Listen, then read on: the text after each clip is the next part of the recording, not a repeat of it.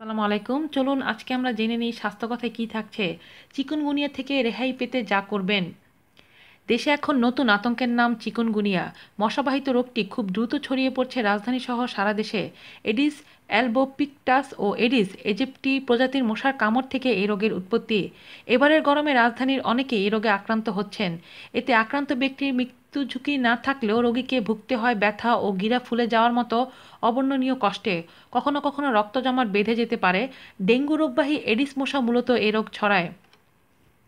2008, 9 ও 11 সালে চাঁপাইনবাবগঞ্জ ও পাবনায় অল্প কিছু লোক আক্রান্ত হলেও গেল মাস থেকে বিশেষ করে রাজধানীতে ব্যাপক আকার নিয়ে চিকুনগুনিয়া রোগ ছড়াচ্ছে। বিশেষজ্ঞরা বলছেন আফ্রিকা, ইন্দোনেশিয়া ও মালয়েশিয়ার ফেরত বাংলাদেশিদের মাধ্যমে রোগটি বাংলাদেশে ঢুকছে। এই রোগের মূল বাহক এডিস জাতীয় স্ত্রী মশা, যা ডেঙ্গু ও জিকা রোগের বাহক। চিকুনগুনিয়া আক্রান্ত হলে রোগীর শরীরের তাপমাত্রা বেড়ে 104 থেকে 105 ডিগ্রি ফারেনহাইটে গিয়ে ঠেকতে পারে। শরীরে ব্যথা হবে, যোগ হবে প্রচণ্ড হাঁটু ও গিরা ব্যথা। ব্যথা এত হবে যে রোগীর দাঁড়াতেই কষ্ট হবে। তাই অনেক জায়গায় একে ল্যাংড়া জ্বর বলা হচ্ছে। অনেক সময় শরীরের বিভিন্ন জোড়া ফুলে যাবে, শরীর জুড়ে বের হতে পারে ডেঙ্গু জ্বরের মতো লাল দানাও।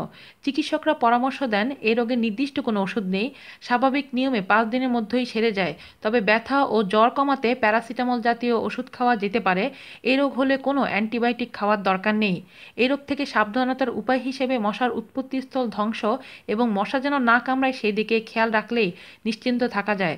তবে ভাইরাসবাহী এডিস মশা সাধারণত দিনের বেলায় কামড়ায়।